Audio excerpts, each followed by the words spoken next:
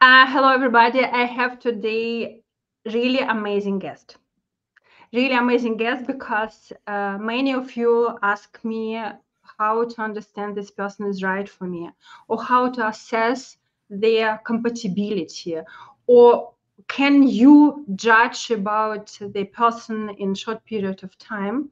And now I have Dr. Ken.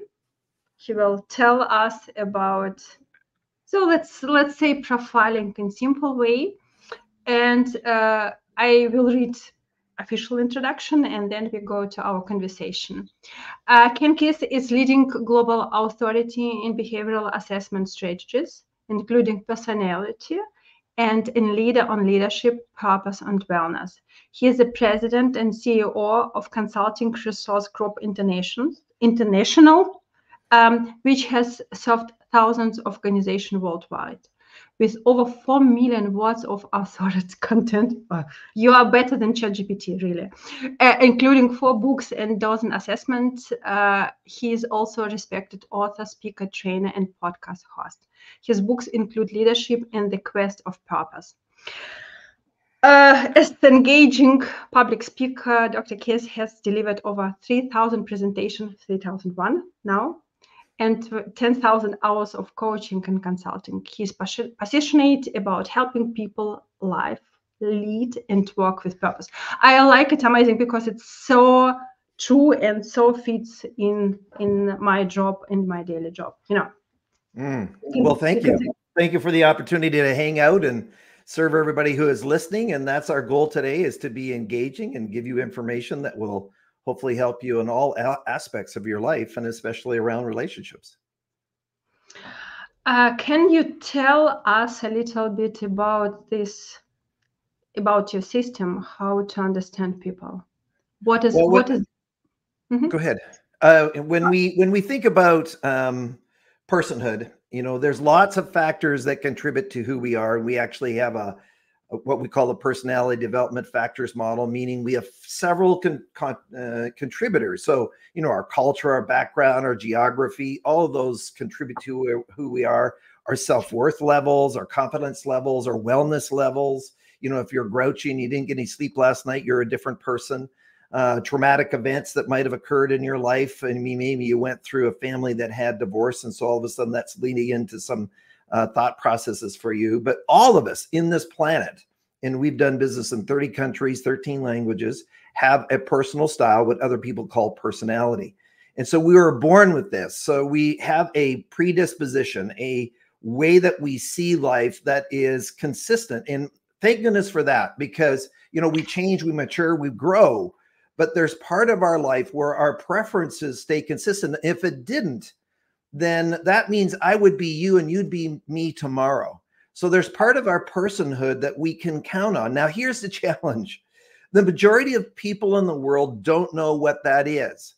So if we have this consistent personal style, what we call personal style, other people call personality, and I don't have consciousness, I'm not awake, I'm not self-aware of it, then I can't be intentional in any of my choices, in my careers, in my relationships, in even my ability to say no. So people have this shiny object disease in our society. It's quick, it's fast, but very few people are willing to sort of invest in themselves. And I said, especially if you're thinking about getting into lifelong relationships, why wouldn't you? I mean, that would be silly, or just not a very good idea to not be investing in yourself. So there are many other quote unquote personality assessments around the world. CRG now, this is our 45th year at the time of recording.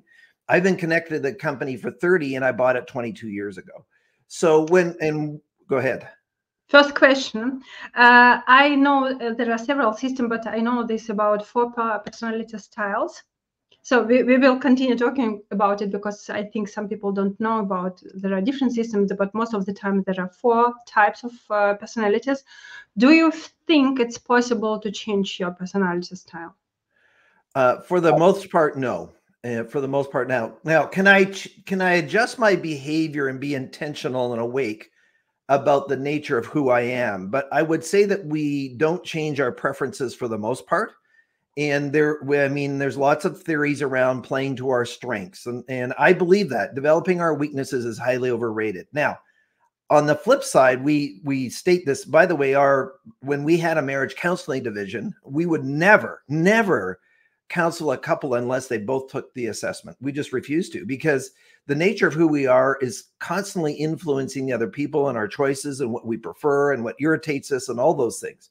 So yes, we have a 4-dimension model. However, we created ours because we were unhappy with many of the other ones. So we were teaching a psychology course at the university, and we didn't like several of the other ones that were out there. And we said, let's address that, because all of us are blends of those 4 dimensions. So all of us have these 4 dimensions, just at different intensities. Those intensities are influencing us on what we like and what we dislike. I mean, just think about it. You're a listener right now. Have you ever walked in a room, you've never met anybody before, and there just seems to be an immediate connection? There's this chemistry between you and this other person. Well, where does that come from? Well, we tend to gravitate to people who are like us. And then have you ever walked in a room, you've never met the person, you have no history, and there's just almost this irritation with how that person is conducting themselves. Not right, not wrong, but it's just so we be conscious and awake and aware. Now, one of the things that's so important for this is my colleague, Dr. Tasha, wrote the book Insights, a New York Times bestseller. And her work was around self-awareness. And this is what we were talking about off air. I mean, if people are not willing to invest in themselves, then good luck on having a successful relationship, because we bring our ability to sort of serve others, be with others, is based on our own level of development. So if we're undeveloped, then the likelihood of having a successful relationship goes down. But anyways, Tasha did this research, said what percentage of people believe that they know themselves? They're awake and aware, they're self-aware, and your opinion of me is equal to my opinion of self, of how you see me. And so it was actually 95% of people believed that they knew themselves. They were conscious, awake, and aware. And how I'm perceived by my friends, my colleagues, the people I just dated, whatever, is this. And then she had her students go out and interview the people around them, and guess how many people were incorrect or wrong? What do you think the number was?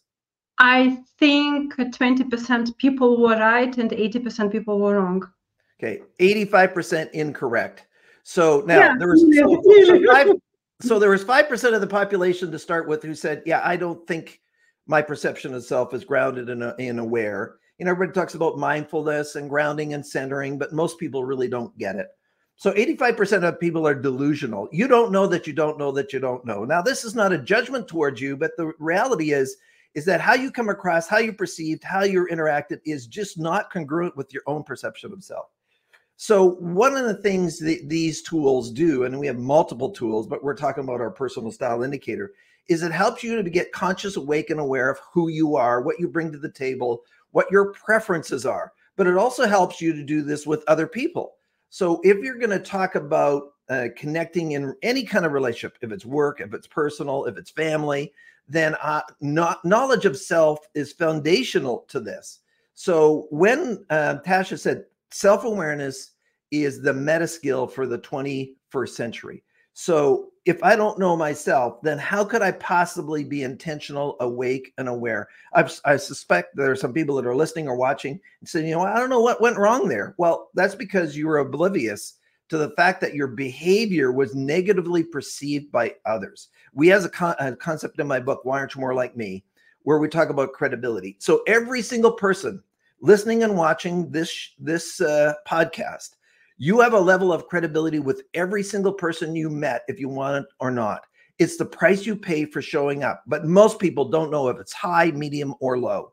You're just oblivious. And that's part, and it seems to be more and more where people are just not conscious, awake, and aware. This is so revealing, so powerful. And basically, we just don't do any work with anybody unless they do it. It's so foundational to people. Yeah, I totally agree, because, you know, sometimes about the self-awareness and knowing themselves, in my matchmaking job, I see it quite often, because I look at the person, I think, you know, so we have to change something. And I carefully try to explain what is wrong, but he or she think, no, I see myself as a hero, God, I don't know, the best of the best. I know how to communicate, I know how to do, and they continue doing it without listening to advice, and they do it wrong. Well, my wife was an academic coach at a university. And this is North America. I'm in North America. So interesting, 10% of students were bona fideable narcissistic. So there's that other side where if narcissism, meaning I'm self-absorbed, it's all about self, it's all about me. There's this victim mentality out there. The only person that can take responsibility for your behavior is you. And even when Scott Peck wrote the book, The Road Less Traveled 35 years ago, said, what's the most difficult person to coach, to train, to counsel? That's the person with character disorder.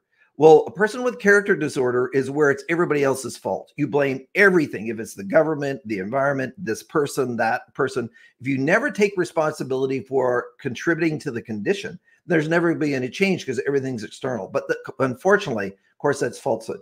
Now, the flip side of this is that here's what we teach around personal style. And it was very, very important for me growing up. A lot of times we grew up in environments which don't embrace who we are. There's an old saying here in North America, kids are to be seen, not heard, right? Well, what does that mean to the verbal child like myself, where I've done all these speaking? My dad said, well, you talk too much. Well, now I get paid to do it. So one of the things we discovered after I bought the company and revised the tool and worked on it, and by the way, it's the #1 rated personality tool in the world now by participants. So with that is knowledge of self and acceptance of self. A lot of times relationships fail because you actually don't value self. And I'm not talking from a self-centered point of view, but from a self-honoring point of view. The ability to be successful in life is equally to say no as much as yes. So if I know myself and I'm going into a role or responsibility or a job that's not a fit based on my personal style, then I'm going to say no rather than say, the 100,000 or whatever the pay is, and be attracted to something that's not fulfilling to me. And so a lot of times people are just aware of that. So from a personhood, if I bring a whole developed self to a relationship, then that's what I'm going to have. If I bring an undeveloped, dysfunctional person to a relationship, that's what the relationship's going to be. So the #1 person you work on is yourself. I mean, I've been married for 32 years, and a lot of times individuals think that their goal is to change the other person. That's the last thing. It's to love yourself and to accept the other person and really give them a space where they can be themselves. Now, if you happen to get involved with or date a jerk, they're still a jerk. And so you move on rather than creating codependency with some of these things that occur. So the first thing is that you take a personal style indicator or assessment, find out who you are, understand your strengths, and then every dimension, every pattern, so we have all these different combinations, has related strengths and weaknesses.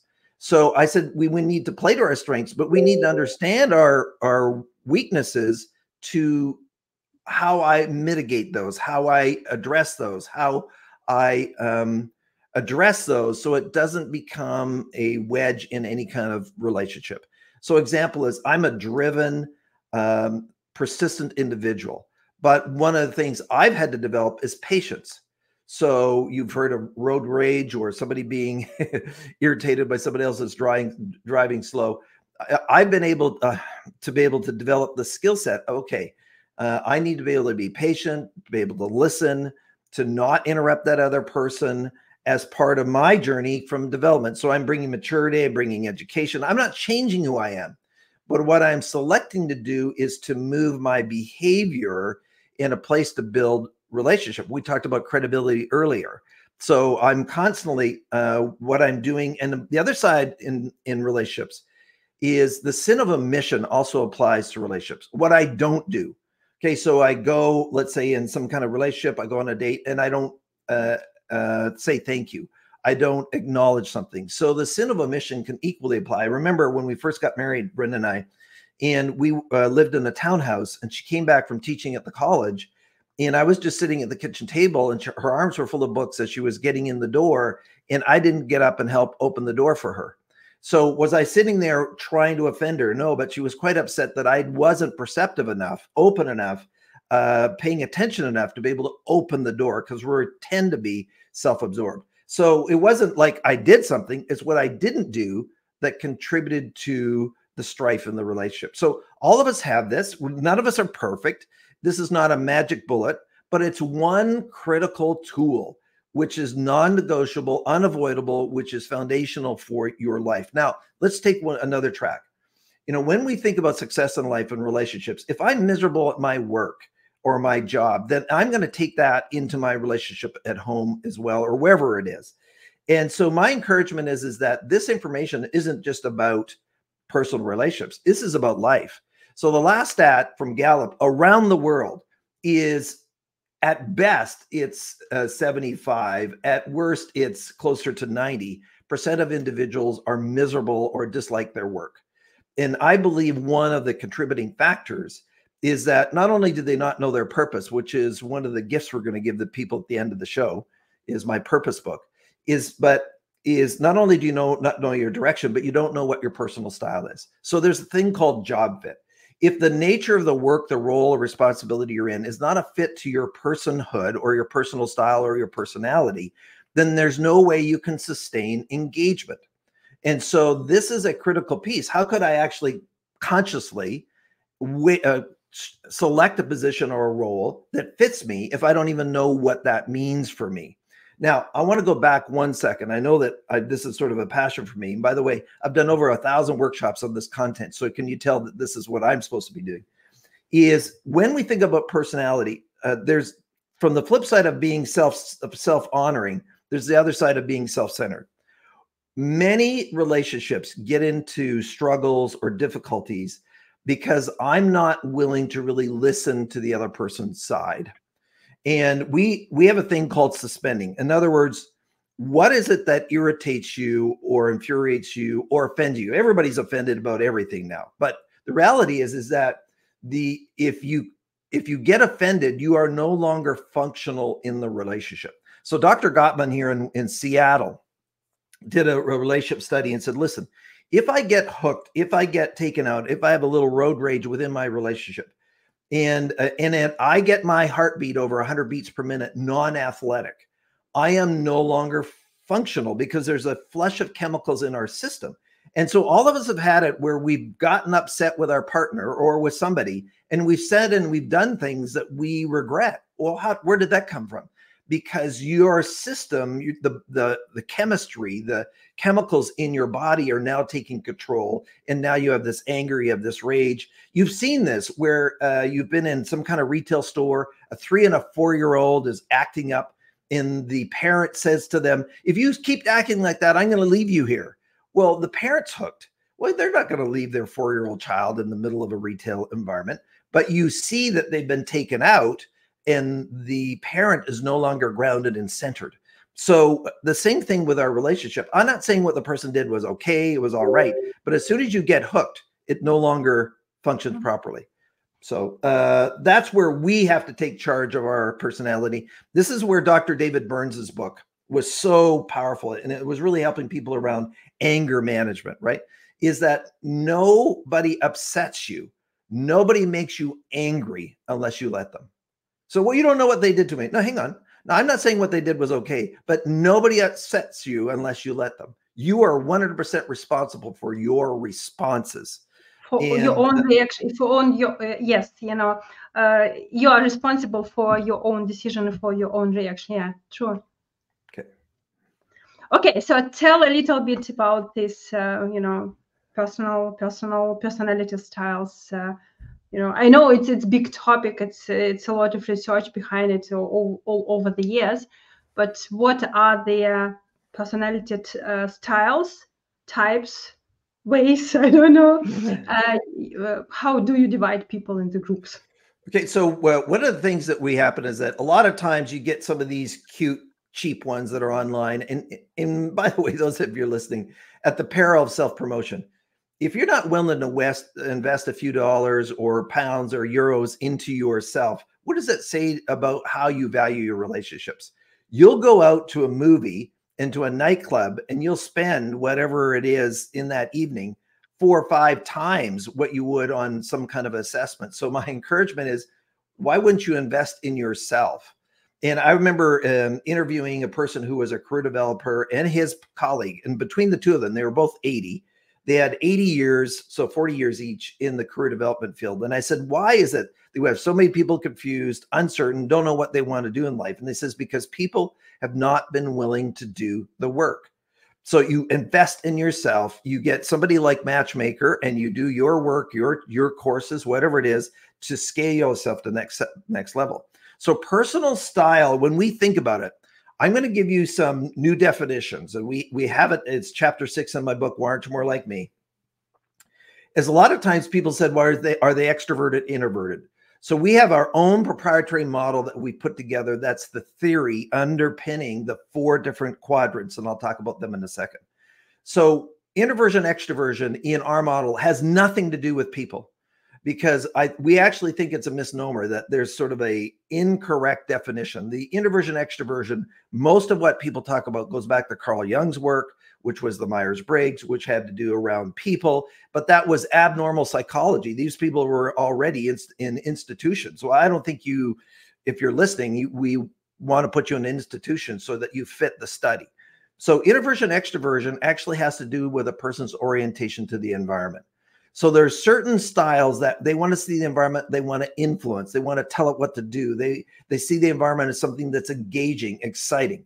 And then there's other side where people are more introverted. And what we mean by that is that, and this is biophysical, I'll talk about that in a second, where I see the environment as something I want to be careful with, I want to be cautious with. I'm going to observe the environment before I make a decision. Where extroverts are just going to tell the environment what to do and see what happens. Now, the other thing is there are some tools that say you're either introverted or extroverted. That's not true. There's some people who are actually fairly balanced. So they're not extreme in either side or high in either side. They are actually a little bit of both. So we honor that kind of diversity. Now, we have 2 other criteria that we use. One is people and tasks. Well, everybody knows that. Some people are oriented towards task and just the, doing things or doing data in the back and just coding, and not seeing people is okay for them. And there's other individuals that if they're not in a hosting role, a connection role with people, then they die in the vine. So there's not right, there's not wrong. So we have a gradient value of that. Are you people oriented? Are you task oriented? Or are you balanced? And the last one, which is proprietary to CRG in our model, is that are they verbal or nonverbal? And here's what we mean by that. There are some individuals that need a little bit of language to communicate. So my father's like that. He's in his 90s now. And I said, Dad, how you doing? Fine. Want to do something together? Maybe. Anything new? Not sure. That's it. That's as long as it's going to be. It's going to be 1 or 2 word answers. And then there are going to be other individuals. We have a friend that if we get that person on the phone, that it's going to be a 20 or 30-minute conversation, right? It's just going to have all this verbalness. Now, what we mean by that is the amount of language I need to use to communicate a concept or an idea to somebody else, or the amount of language I need from you to communicate. So I'm not sure if anybody here has been in a relationship or a date or whatever, where the person, you ask them a simple question and you just want a 2 or 3 line sort of response. And, 5 minutes later, they're still going into all this detail of the story, and you find that irritating, right? Or the flip side, where let's say you're at work, you have 3 different things that you've asked for, and you want details in that, and then they respond in an email, okay. What do you mean, okay? You didn't answer the 3 questions I asked. So it's not right, it's wrong. And so the verbal people, they'd rather talk about it both in the written and spoken areas than do it. And then the people who are nonverbal, they just want to get on with it and do it. So when we think about that, all of those converge to create 4 different dimensions for us. Now, this is pretty typical, but how we define them is differently. So the behavioral action is the action-oriented individual, goal-oriented, their tasks. So they're extroverted. They want to tell the environment what to do. They're task-oriented, and they're nonverbal. So these individuals, they don't say a lot of things, just get that done, okay? Now, part of the challenge with these individuals is that they appreciate independence. They like independence, but they'll give independence away to other people at their peril. So because I value it, then I'm going to give it to you. So we usually lead and manage. Like we said, why don't you lead the way that I follow? We usually lead or manage relationships from our own perspectives versus what other people need. And that's why our leadership work is so widely embraced, because we help people understand if you lead that way as a parent, as in a relationship, as a boss, as an employee, whatever, then you're going to miss a lot of the people out there and you're not going to be effective.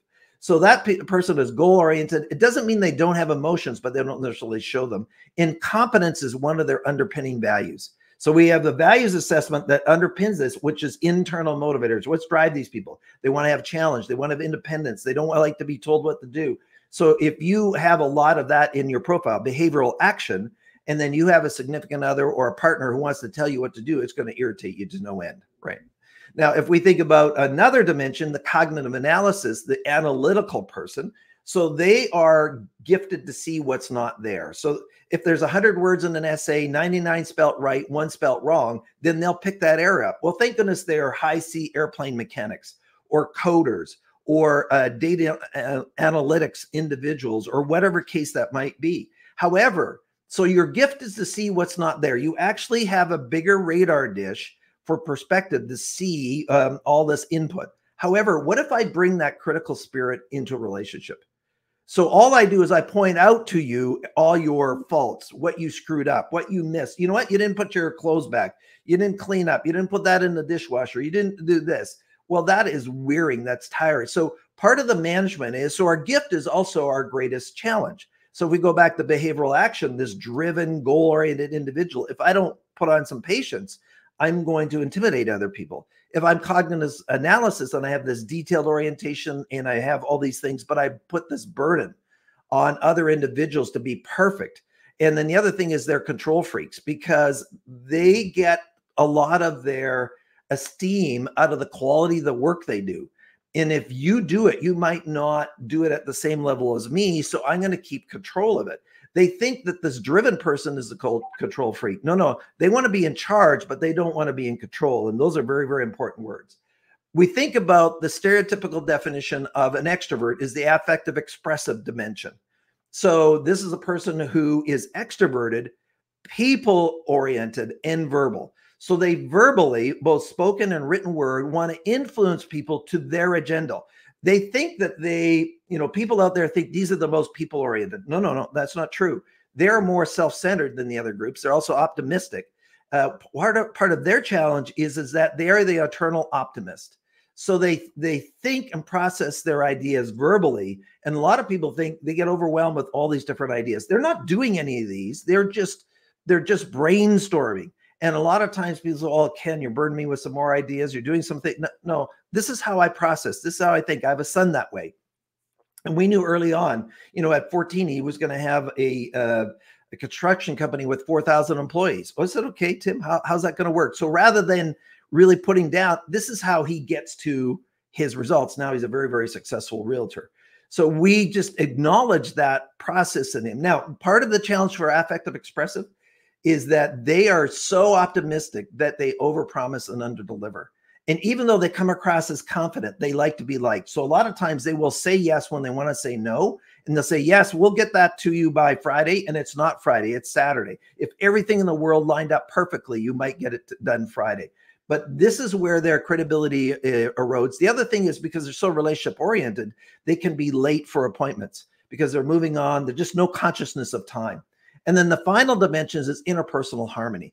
These are the individuals who are the caregivers. If you go into, my father-in-law died of dementia. And so you go into these extended care homes where these caregivers care for these people every day. So they have the gift of compassion, and thank goodness they're individuals. Their drive is to support others in their goals. And so they are introverted, meaning to defer to what the environment asks them what to do. They're nonverbal, so they don't make a fuss about it. So lots of times they have thoughts and ideas, but if they're unless they're in a safe environment, they don't share them.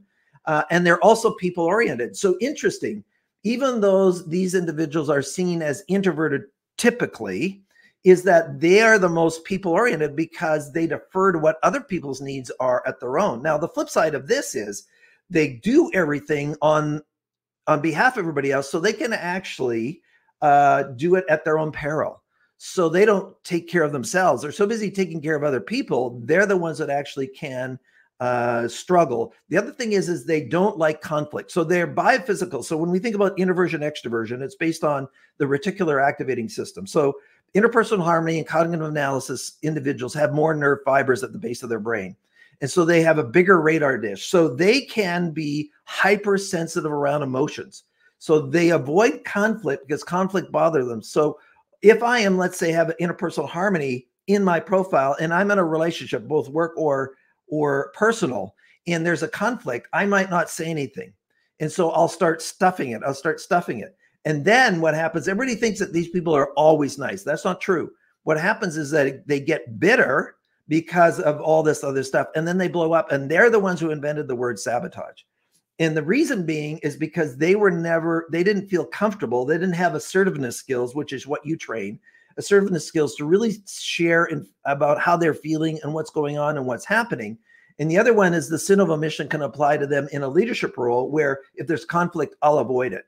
But the reality is that toxicity that's not been dealt with will just grow because this is biophysically something that's hard or difficult for them. So I'm not saying it's easy, but it's part of the development track that all of us go through. Now, we have all of these this is the quick version, but we have all of these 4 dimensions, but all of us have them all 4 at different intensities.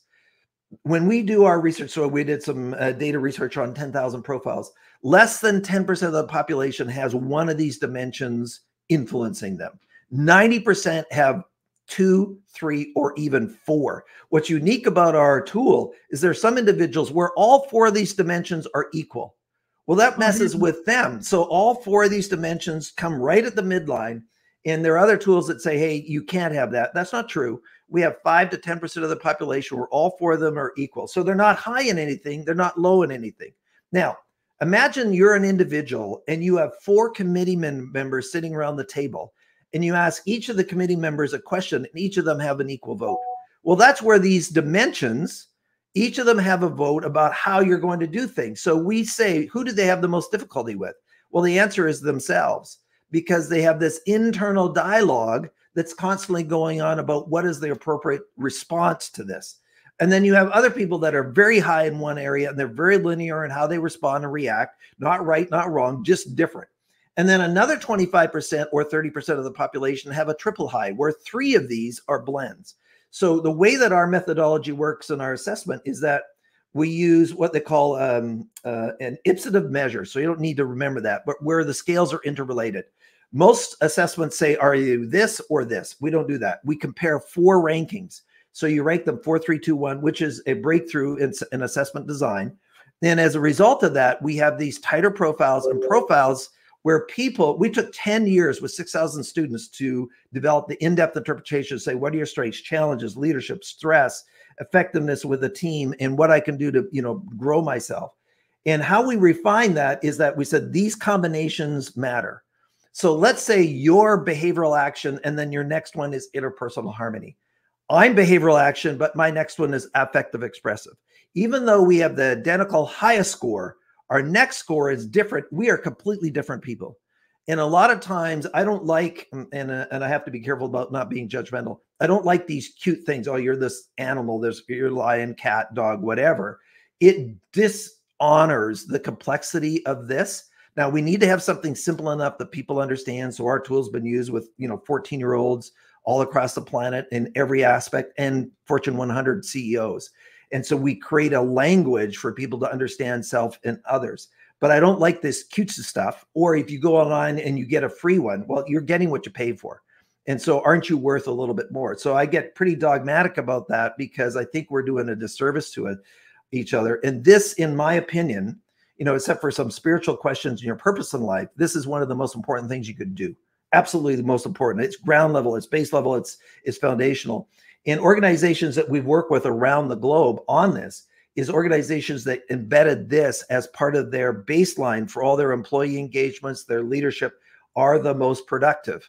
And I remember having lunch with a CEO that used this with his organization for 20 years. It ended up being $1 billion company. He said, this was the foundation of the most important thing, most beneficial thing that I've ever used in my life as a CEO. So that's part of the foundational piece for people. If you get into relationships, wouldn't you want to know what you bring to the table? Wouldn't you want to know what your partner does? And then what we do when we were doing couples, we would have them each read their in-depth interpretations, underline what they believe to be true. Our coefficients are like 85% of people will agree with 85% of the comments. And then I'll underline what I believe to be true. And then I'll have you read my in-depths with permission. And then I'll give you a different colored highlighter or whatever, and you underline what you believe to be true about me that I don't see. So we think about the Johari window, you know, what I don't know about myself, or what you know about me, which goes back to the self-awareness study. Oh, I'm like that? Oh, really? I didn't know that. I didn't see that. No, I see that, Ken, where you're kind of resistant, you're stubborn on that, or whatever. Oh, really? So our growth in life is not about being stubborn or resistant. Is how can I actually become more conscious, awake, and aware? And these tools are not the end, they're the beginning. They're just simply a facilitation to create language and understanding and awareness to go to the next level. What you do with it is still up to you. Same thing is true with our values assessment, where we get people to understand their motivational values and say, hey, sometimes, you know, people beat themselves up because they don't know what their style is. So they're in a role or responsibility. It makes them miserable. They somehow blame themselves for it, when in fact, as I said earlier, if I'm not in a role responsibility that's a fit for me, then I can't sustain engagement. If I'm in a role responsibility that doesn't match my motivational or behavioral values, then I can't be successful. Example, I had a client had a 400% turnover in a call center. I said, what's going on? I said, well, I've been hiring all these people who have, you know, that have tranquility as one of their values. Well, it was a credit collection call center. I said, what are you doing? He said, well, we have a terrible reputation, and I was trying to improve the reputation with nice people. But what he didn't realize is the biochemistry of the people could not tolerate that conflict. And so their number one need is harmony. So that's why he had a 400% turnover. So we adjusted. Listen, you can treat people to be respectful. You need people with more resilience to be able to tolerate this kind of environment. And we moved it from 400 to 40% in 90 days, just by shifting in having the right people in the right positions for it. Now, interests, gifts, and talents are separate measures. They're not independent. So you can have a personal style. One's an officer or a counselor like you, or a coach like you, or you know, firefighter or a pilot or educator or whatever it is that doesn't matter. But the roles are what we want to talk about. So there's all these sort of different diversity in careers. Yeah, it's so right what I'm saying, because if you know yourself, if you know why you react like you do, and what are your goals, what are your expectations, you are more likely to explain to your partner what do you really want to. And the problem, especially with women, I think, you know, yeah, I know women are complicated animals. We really always hope that men can read our minds, and men can guess what we want to, but if she knows what can make her happier, she's more likely to explain it to her husband, partner, romantic partner, and he will give it to her. So it's so important to know about ourselves. You mentioned a couple of times the present you are giving to my audience. Can you explain once again? Because I will post this under this video, but you can pay more attention or attract more attention to their very generous gift you're giving. Well, we're going to give the ebook version of my book, The Quest for Purpose. So my purpose in life is to help others to live, lead, and work on purpose. And, you know, clarity and developing the whole person is part of that. So I wrote the book, The Quest for Purpose, and I'm going to give you the ebook version of that as somebody who has listened to your great show and part of Matchmaker. So this is where you're going to be able to find, it's a hidden URL at Ken Keis. So this is my speaker site, KenKeis.com/matchmaking. And so it's a hidden URL. So matchmaking. So it's the active tense, Ken Keis, KenKeis.com/matchmaking. And you'll be able to download an e-version of that book, The Quest for Purpose. And so, you know, when we think about success in life, so we've talked about personality, we've talked a little bit about values. The other contributor around this is that if I'm not clear about who I want to be and where I want to go in life, then how can I actually contribute to that relationship fully? So when people have confusion or uncertainty, and hey, we all go through it in our lives at different times and different stages. I grew up on a dairy farm, and I'm the firstborn male, Eastern European descent from Hungary, you know, where there's some expectations that I would stay there. Well, absolutely. And so when I left the family business, I was called a traitor or betrayed them because I did all of this for you. So it's, there's always going to be those things where I'm trying to figure out, okay, what am I going to do now? Because this is what I did in the beginning of my life. And, this has been a progressive thing to go to where I started in sales training and then moved into developing the whole person. So all of us go on this journey together, but when getting clear about who you are is, again, foundational. And when the majority of the population in the world don't know this, then that's another part of that clarity. And the reason they haven't done it is they haven't done the work. I actually hired a coach when coaches weren't big in 1989, when I was started and got into this professional speaking training space to help me clarify, what am I speaking about to who? And I did 6 months of journaling, activities, working with my coach, driving 2 hours each way to meet my coach because that's where he was, and just invested in myself to say, and then basically had set the path and the journey for me for the rest of my life. And that's what you'll get out of this book. And then, if they want to learn more, there's an online course that goes with it if that's something where they like me to take you through step by step on that process. Okay. Thank you very much. So it's the last thing I want to say.